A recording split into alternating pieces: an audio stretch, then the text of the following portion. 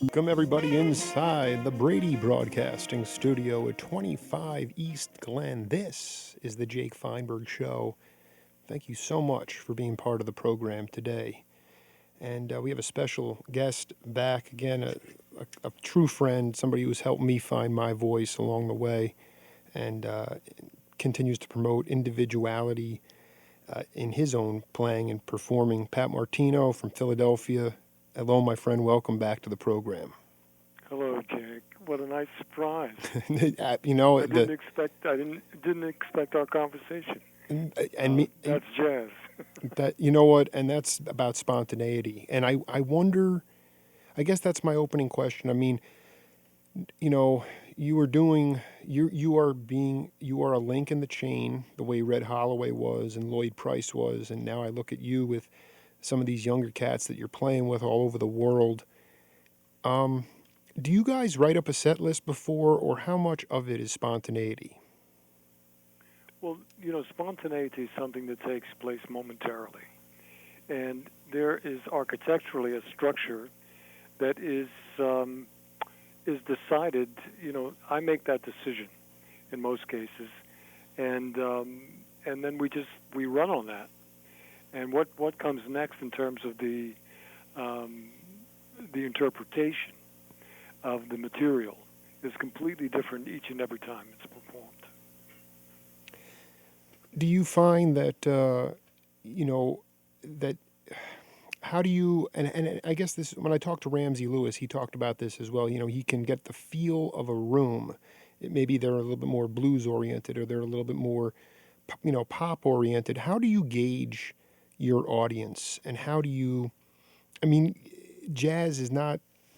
The music itself is not relegated to Philadelphia anymore. I mean, you go to Abu Dhabi, you go all over the world. Sure. So how do you? I mean, it's and again, we're all humans, but I mean, how do you work a room, Pat? I pay attention to it, and I really mean that. One of the most profound facets of the normal approach is a sound check. And when you do a sound check, it's in the afternoon prior to the performance or whenever it's going to be, and there is no audience present in the environment that you're going to perform in.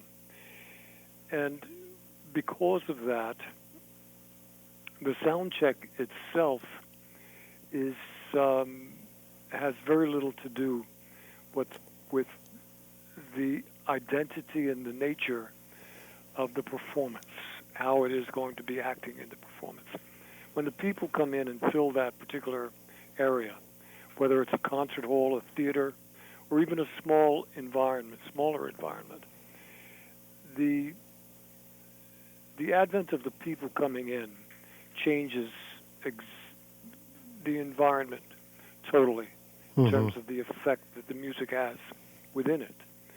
So I often wonder, what's the necessity of a sound check other than a checkout on the equipment, on the areas that you're going to be positioned in, and just the familiarity of the shape of the room. Because once the performance begins, after that is done later on in the day or in the evening, it's a completely different confrontation, and it's something that is being dealt with at that very moment by focus.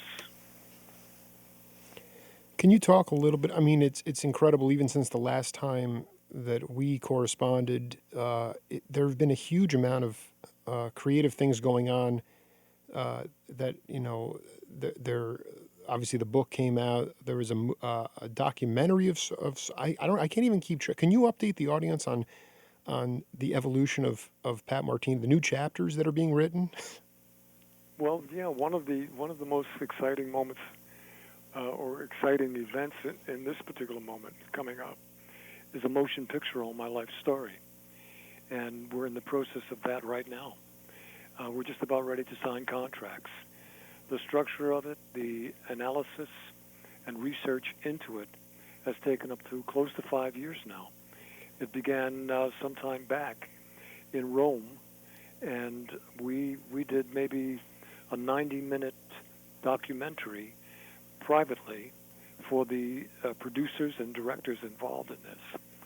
And now it's just reaching a stage of fruition. It's coming into a concrete event, and I'm very excited about it. Have you? So it's just it's beginning now, or it's almost you haven't signed the contracts yet, so you don't know. The stage of it is now ready to begin. This is the fascinating part because I was just talking to a rambling Jack Elliott, the old folk, the poet, the singer, and he was talking about this documentary that was made on the Gaslight Theater in New York City, and Dave Van Ronk, and he said it just came up real short. And I wonder, for you, I mean, do you have any expectations going into this film, or will it all be good no matter what comes of it, or you want it to be as authentic as possible? Well, if it were a documentary, I would expect authenticity. But this is not going to be a documentary. It's going to be a motion picture. And because of that, there has to be a creative margin for imagination to take place in the hands of the directors and screenwriters involved in this. So contractually, it's important for me to be in a position where I give them the right to do this, legally give them the right to do this. And of course, in the social interaction that takes place between us, there's a rapport that is established creatively. And hopefully that will come to fruition with as little as possible abrasiveness that could at any moment take form. I think there's let me put it to you this way. One of the facets of the totality of my experience with the instrument that I have chosen, which is the guitar itself, it brought to me something that I never thought it was meant to do. In the beginning, as a child, I was under the impression that the instrument was just a playful toy, and to some degree, I still see it in that context. But more than that, I've noticed through over 50 years of not only adaptation to it as a priority in my life, but also as an instrument. One of the main things that it does collectively over all of that time is the amplification of sensitivity in the midst of insensitivity. And because of that, it transcended its material facets as an entertaining instrument. It then became an experience that was at the nexus of my evolution prospectively. And it really has continued to do that and amplify that condition. So at this stage of it, I don't see music as merely as a form of entertainment, nor do I see it confined within idioms such as jazz, rock, blues, classical, so on and so forth, world music. I see music as a universal language, and because of that, the individual who is prone to devotion to music as one of the higher levels of communication is then opened up in ways that really transcend career and materialistic priorities. Do you when you say it's a motion picture, I mean, are they going to go through tryouts to find somebody to play you as a part, or are you going to? I think so. That is I wanted to ask you. You developed a good friendship with Joe Pesci. Yes. How did you meet him? I've known Joe. In fact, he brought that to my attention. I had, due to the operations that I had, Mm-hmm. I had forgotten all about him. And I've known Joe since I was 17 years old. Oh, wow. And Joe was 19 at that time. And I was 17 playing at an establishment in Harlem called Small's Paradise. And Joe was as a guitar player and vocalist working with a local group in northern Jersey, out near Mahwah, New Jersey, where Les Paul, God bless his soul, used to live. And he worked on Route 46 at one of the nightclubs there, one of the bars. And he was singing in front of a group. And at the end of their night, they would come into Small's Paradise to hear the group. I was with Willis Jackson at that time. And I had forgotten all about that. And I was playing at the Blue Note in New York City sometime back, maybe 2002 or 2001. And I had come up from one of the shows, and I was soaking wet in terms of perspiration. And I went into the dressing room, back into the restroom, and put some cold water and just refreshed myself. And when I opened the door to come back out into the dressing room, there was standing Joe Pesci and Tommy DiVito, his manager. And I said, wow, gosh, Joe Pesci, wow, this is really far out. I said, I hope you really enjoyed it. And he said, you don't really know who I am, do you? And I said, of course I know who you are. And I began to project some of the names of the films that Sure. he was so prolific in, And he said, no. He says, you don't remember me at all. And he says, I'm going to tell you something. He says, maybe this will get you to remember me. He says, I remember what you used to drink. And I said, oh, what do you mean? And he said, you used to drink a mint julep. And when he said that, it was profound.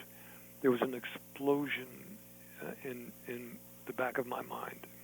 And I got a picture of Small's Paradise at the bar, standing there with Joe Pesci and having a mint julep, and at that age. Wow. And it just ignited that recollection. But you're saying he was a singer. I mean, before he became a prolific actor. Yeah, and he was he was deeply affected by drug addiction. Mm-hmm. Until finally he was almost homeless in Las Vegas. And that's when he met Tommy DiVito. And from that point forward, there was no looking back. He totally made decisions and moved right up the ladder. How do you feel about Mickey, your father? Looking back on it, I mean, he was your biggest fan. He in some ways, but I always, through the stories of other cats, Bobby Rose talks about him ushering you into a barber shop and saying, "Look what my son can do," and you could play a Moonlight in Vermont note for note. But I have this issue with my parents too. In some degrees, I mean, at 36, it's like I feel so even and so at peace with the accomplishments that I've and the people that I converse with and the knowledge that I'm spreading out all over the world, and yet here you are, arguably in this, as you come of age on Prestige and you're making all these incredible albums and you're considered one of the top players. Looking back on it, did you constantly feel like you were proving yourself to your father, or do you feel like he eventually understood, or it became an unspoken thing? Could you take me through that a little bit? I think more than anything, Jake, age has a great deal to do with definitive perspective. I remember a time when it was important for me, I thought it was important for me, to ponder over all of the things that were done, not only by my father or by anyone else, relatives, and even strangers, doctors, the entire gamut. And later, as I grew older, these things began to fade because of selectivity on my behalf Mm-hmm. of things that were much more viable and much more realistically important at the moment. And until they faded, until all of these ponderings faded away, and the only thing was left was incredible focus upon the moment, being the only reality that there ever was, having nothing to do with the past or the future, but totally now. And that's the age that I'm at this point. I'll be 70 in August, and I really don't have the time to think back to anything but the finest levels of all the things that meant something to me. So when I think of my dad, and when I think of Mom, I think of my loved ones, and there's a love there, and I don't really give any thought to it on the basis of what, being a prodigy, and fulfilling his needs. At this particular point, I just enjoy the fact that Dad had brought me into this world, and that I have experienced it at this level of it. I'm enjoying what I am enjoying, and I give them credit for that. Right, and they were there at your most critical junctures. I just look at it and I say, every young man. I mean, you're obviously Mazel Tov to you, by the way. Congratulations on your birthday when it comes into many more years of. You're welcome. Yeah, thank you so and you've much. been such a bridge for me, such a confidence builder for me, and I just look at what you did as a youngster, basically saying, I am tired of being in this conformed academia. I want to get out. You were thrashing around. You were, unbeknownst at the time, but you were also, going through some health issues, and yet you were still playing at this prolific level. And I just don't know. I mean, I know that Mickey gave you his blessing when you went to him with Lloyd Price, and he's like, just take the gig. Like he knew he wasn't gonna stifle you, Pat. He wasn't gonna And I think I talked to Larry Willis the other day, and he talked so eloquently about our culture being stifled now. It's being very, you go to Harlem now. The music when you were there, I know Small's Paradise is in IHOP now, but the culture was right out in the street. It was right there for everybody to see, and it was Count Basie, and it was Small's Paradise, and it was all these other local clubs, and there were Sugar Ray Robinson was in the neighborhood, and all these amazing heroes were accessible. And now it gets pushed down.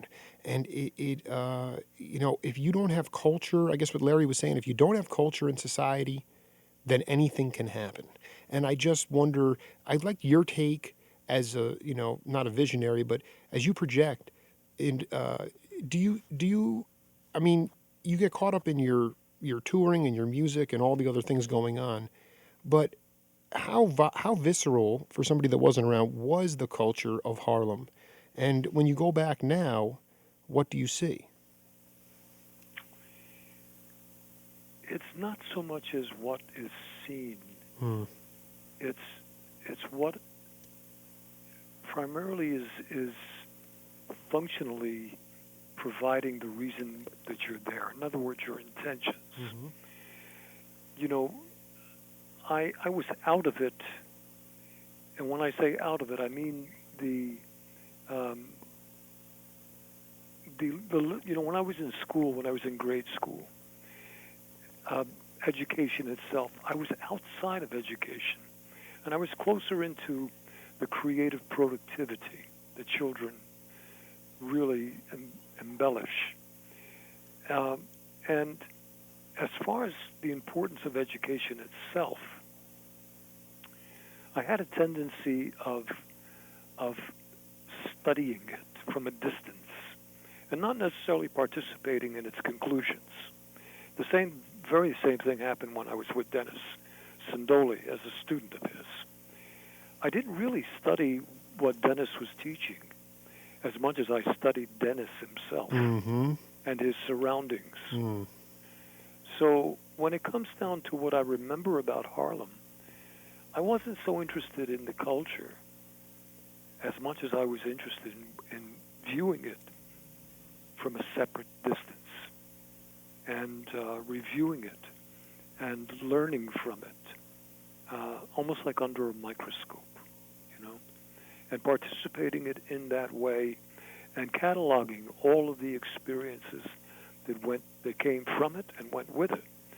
The same thing happened in the sense of the onslaught and the thrust that the seizures that I experienced due to AVM at birth, all of those things, they portrayed, simplistically portrayed, a truth that is unquestionable, and that is the opposites, polarity, the masks, the Greek masks, one with a smile and one with a frown, a good day, a bad day, happiness, sadness, birth, death, man, woman, major, minor, ascent, descent, all the opposites. Polarity is a good word to put them all together in one package and put a label on that package and call it polarity. What I experienced was an objective view of that phenomenon. And that's what I'm experiencing to this very day. And that simplifies it to objectivity to such a degree that there is no right, there is no wrong, there is no good, there is no bad. There's witnessing this phenomenon that is similar to night and day, and all of the shades in between the transitions. So I see it as nature, and I see it as a condition that overwhelmingly embraces everything there is, at least in this plane of perspective. So, I mean, that to me was my study. So it wasn't so much it was better then than it is now, or it's worse now than it was then.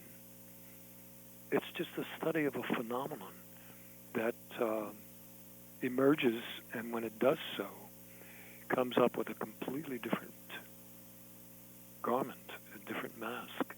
Right. I just look at we are all, like you said, we're all human beings, and we all have values and we all have love inside of us. And I say, do you recognize that your circumstances and the unique circumstances of the family that surrounded you at that time was mainly African American family, and Sure. especially when you move there, and that's values, that's love, and I don't think that it's not like that happened a lot when you were coming up, but that is something that is so many guys so many musicians.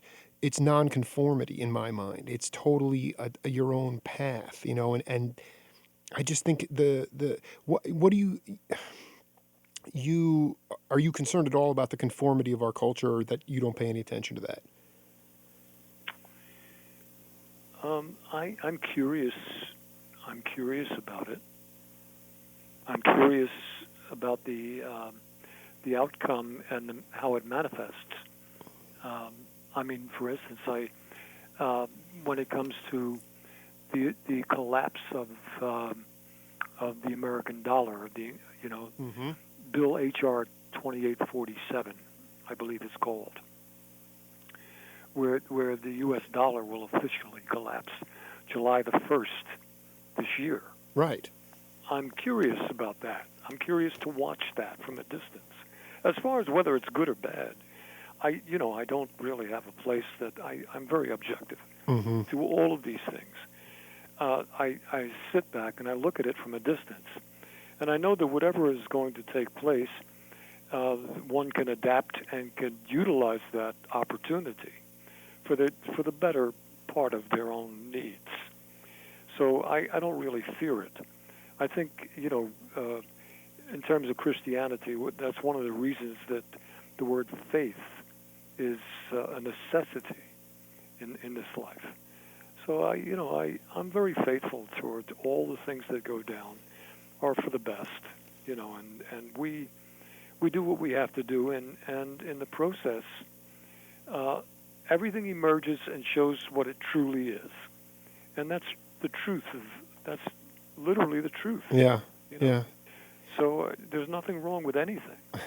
Right. No, that's what McLaughlin, when I give you your username password, he said that. He goes, the world is perfect. He's like, the problem is that the ego gets in the way Of course, and royally screws it up. But, I have a feeling one of these, epic moments of the film, of this motion picture, will obviously be the conversation with you and the doctor when you finally went to the hospital in 1980, and he says, we have this limited amount of time to operate, or your brain will explode.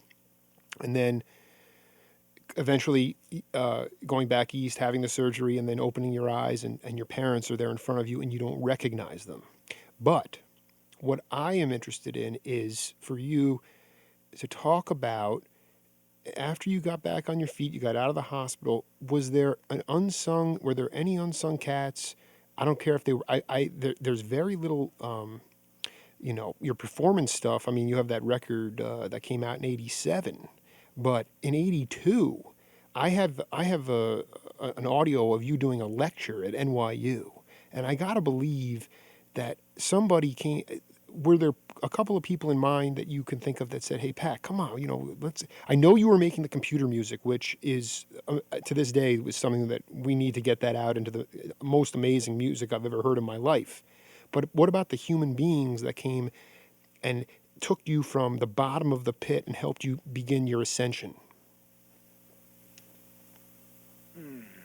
Gosh, that's very difficult to. It doesn't have to be a musician. It could be anybody. Yeah, that's very difficult to give you a specific response to it, Mm-hmm. because there were so many elements, and there were so many social events that took place where the interactions socially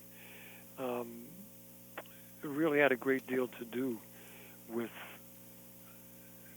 how I was redefining the meaning of everything, So it's very, very difficult. It's very difficult for me to be able to answer something like that. Right, but then ultimately, you have never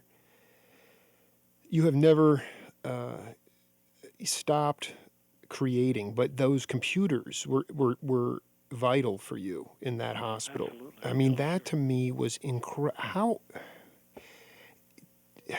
can you take us through that process of talk to the audience about the doctor and basically, you were upset and angry, and then he put this computer in front of you, and it changed you.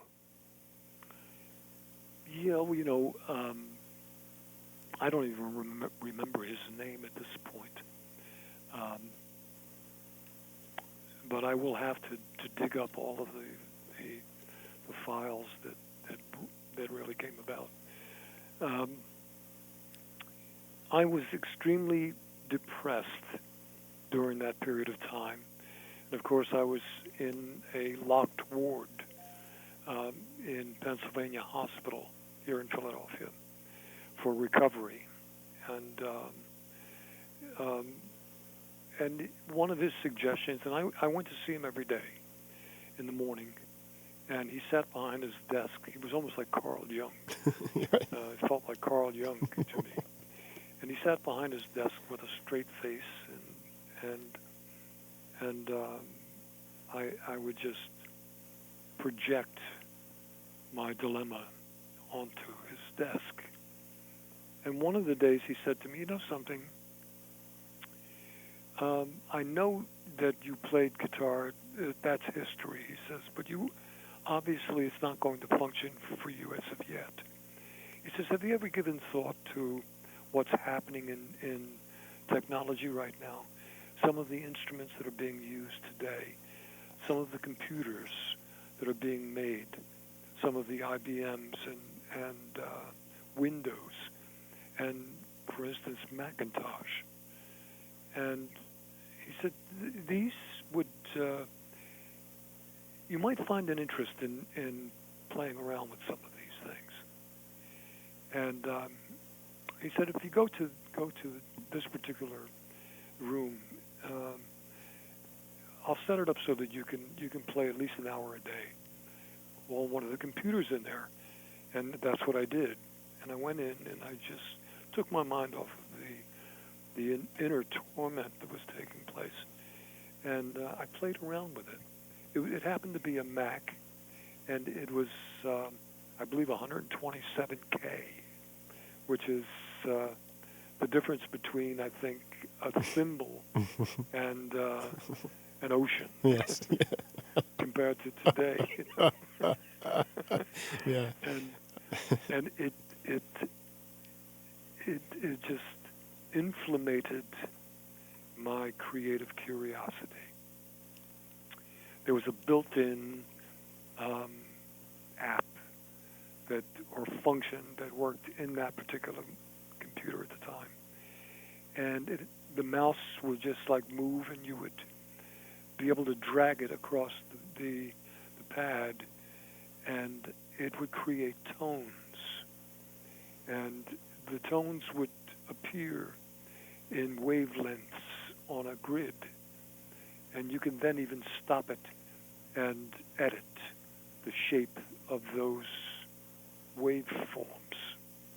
You could have a very smooth sine wave of sound, and you can literally stop it and pause it, and you can then reconstruct architecturally that curvature into square boxes, and suddenly you had a square tooth sound or effect, or into points with a sawtooth waveform.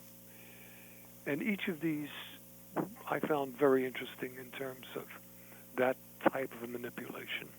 I think it was the beginning of my interest in 20th century music at that period of growth, and how to functionally communicate with that equipment to bring it into existence in my own life. It pulled me in like a victim, and to be honest with you, which I still am to some degree. Mm. So it really ignited a need for it. Well, when I came to you to see you, you played some of it for me, and I mean it is so what it is truly when you talk about the universal language of music and the conversation that takes place in music. I mean that even though it was just you, as you said, you engaged in 20th century music at that time, that was really the inferno and the seas and the choppy waters and the rumination and the anger that was. But you were able to get it out of your system. You were able to through the technology, and I don't know. There's just to me it is some of the most incredible. Have you ever put that stuff out, or is it still part of your personal collection? It was recorded, and it was recorded entitled 7 Sketches. Yes, I know. And it will be available. That will be available sometime soon. I can't say exactly when, but that most likely will be released. We're going to need to find that doctor too, because that maybe he was the unsung hero in many ways. I think many folks. You could say the same for those whoever they were in Van Nuys, California, who finally made the proper diagnosis of what the problem That's was. right. I find that to be, and I feel like, can you, Charlie Earland, he became so enthralled with Jimmy Smith the night you saw them at the Jockey Club that he came back and started to play bass lines, and you were just playing melodies on the guitar. Did you guys ever later on meet up and play together? Do you play gigs together when he had a full knowledge of the B3? No, we never did. Oh. The only thing we ever did when we saw each other was run toward each other and wind up throwing our arms around. So beautiful, man. It was just a love affair, and both of us were so committed and responsible for our, deeply involved in our responsibilities as band leaders that it was impossible for us to break off, and we were moving in different directions. Did you? I'm always curious about this. Did you go see black preachers, or did you spend a lot of time in black churches at all, and focus on not so much the voice inflection, but how much was gospel music when you got to Harlem? Did that play into your palette? Not too much of it, but I mean, I did participate from time to time, but no, I didn't experience that much of it. I was always back into the guitar itself, and during those years, mainly guitar music, and it seemed to be an addiction to me throughout that period of time. The word addiction is profound in itself. That seems to be stages of evolution. If we can escape the addiction, the next phase will be an amplified version of, or ongoing version of that same addiction. So I went from the guitar and guitar players into orchestral music and horn players and pianists. And then I went from those jazz figures, the addiction to them, I went into some of the earlier classical composers, such as Stravinsky and Bartók. And an addiction to those composers, Pierre Boulez and others, led me to Schoenberg and Berg and Webern. And addiction to that stage of evolution led me into Stockhausen and Yogi Ligeti, and others, George Crumb. And then finally, the addiction to music itself caused a departure from it and a reassignment of its definition as a utensil, as a tool that was profound when it came to what it would produce for the individual who respected it and was devoted to its use as realistically as possible. And that meant using it to move into different areas of society and culture, and all the different kinds of levels that had been experienced as different formations of its presence had a great deal to do with interpretation of these different levels of social environments and the people in them and what they enjoyed. So gospel music was one of those applications of it, but all embodied in a vast form of sound and the effect that it has upon human beings. Absolutely. No, I mean, I always wonder about, because you were in Harlem at that time, whether whether you saw some of these, street singers like Blind Willie Johnson or Reverend Gary Davis, and these guys were, they weren't firebrand preachers, but they were on the streets. And I just wonder, when you saw that viscerally, how you, these guys had, like you said it so perfectly in our first interview way back, and you didn't mention who it was, but you said that, the Heavy Cat, someone you looked up to and aspired to and just, worshipped at that time. And then during the set break, they went into the bathroom and took out their teeth. Sure. The humanity part of it, Pat. It's the human component. The idea that, like you said, you have the introspection, the ability to look inside yourself and see that you have been at the bottom of the pit and come back up. And you talk about the dollar, the value of the U.S. dollar, and the fact that we push ourselves to the brink, and you're going to watch it from a distance. And I say, but that's not a very that's not thinking very logically as a human being. That's pushing the envelope to the point of I don't know. It doesn't seem healthy to me. Whereas opposed, where is that introspection within the human? How do you search for that interest? How do you get to that introspection? You minimalize your your definition of what and who you are, and when you do that, you ultimately will be led toward something that envelops and embraces every form of itself as a manifestation, and that is life itself.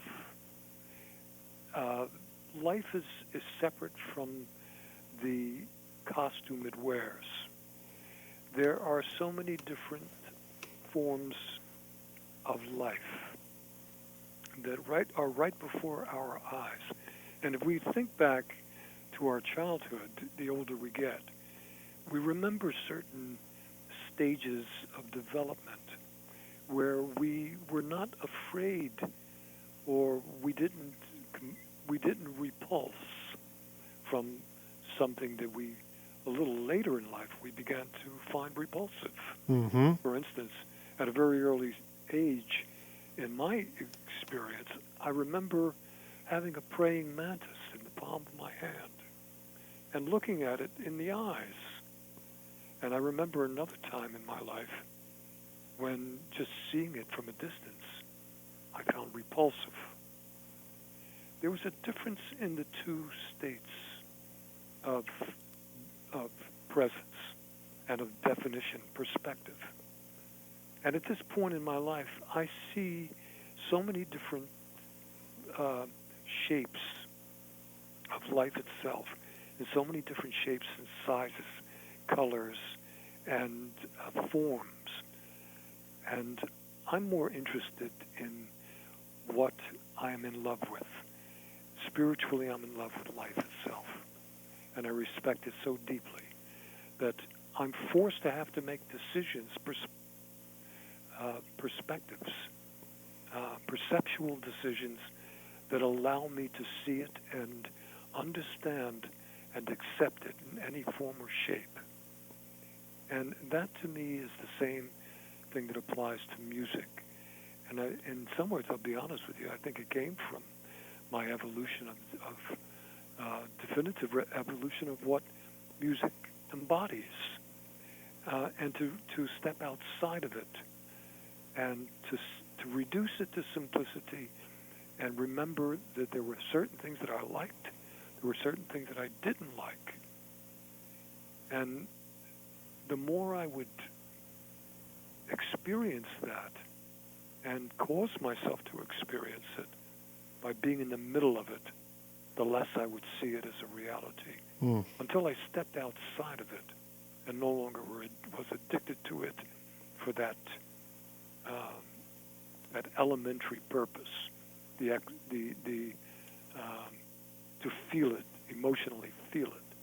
To step on the outside of it objectively and look at it gave me the power to be able to redefine it in a much more simplistic way. Polarity. It has a polarity. So too did my description of that praying mantis. It was subject to polarity. At one age, it was enticing in terms of imagination and curiosity. At another age, it was I was pushed away because it seemed ugly. Yeah. And alien to what I found beauty in. It's no different. Of these things. Yeah, it's no different than when I'm writing my monologues on my back porch and these big geckos run up and under my couch, and but I don't get repelled by them anymore. I mean, the older we get, the more realistic we become in terms of relaxation with life itself, what we are, and what this planet is. It's alive. It's a form of life. It's a living entity in itself. So I think, we're back to the very thing that myself and John McLaughlin agree at. And it's a different stage of consciousness. and how to get there. What I wanted to say to you is in the in that he talked about getting to that level of consciousness without chemicals, and I think you'll find that to be very, very interesting. But Pat, before I let you go, I just would love to know your itinerary for the month of June. And whether you have any engagements, I would really love to come see you play. I'll be back on the East Coast, but I'm not sure if you can rattle that off on the top of your head or not. At this time, I can't. Okay, all right, I'll send you an To be email. honest with you, the main itinerary I have for the month of June is construction work on my house. What are you doing with the house? I'm like redoing the front of the house and quite a number of parts on the inside of it. We're putting in new items in the house, new sinks, new toilets. In the front, we're doing the new steps, and they're putting up shingles right now. I mean, as long as they're not going to touch that cabinet with all the records in it. No, of course not. Just before we go, could you talk a little bit about your? Did you ever have any dealings with Miles Davis? I had one dealing with Miles Davis, and at that time I was working at the Jazz Workshop in Boston, Mm-hmm. and I was there playing duets with Sonny Stitt, and me and Sonny were in the front room, strings. Me and strings were in the front room, and Miles had his group in the larger back room. And at the end of the engagement, everyone went back to Miles's room in the back, and there was a big party, and the majority were in the dressing room. And when I got done packing up my acts on stage, I was on my way back to the back room, and in my back pocket used to be, and I guess it was a hangover from Harlem, and also from South Philadelphia in the earlier years. I had a switchblade in my back pocket, Mm-hmm. and I took the switchblade out and pressed the button, and the blade came out. And I looked around to see if anybody was watching, and nobody was. And I picked up this item off the table, off of one of the tables, and I held it up to my eyes, and with the point of the blade, I went inside the bell and carved my initials deep inside. And the item was Miles Davis's trumpet. Oh my! It was a black trumpet with a brass bow. Oh my gosh! Oh. So What? How did that?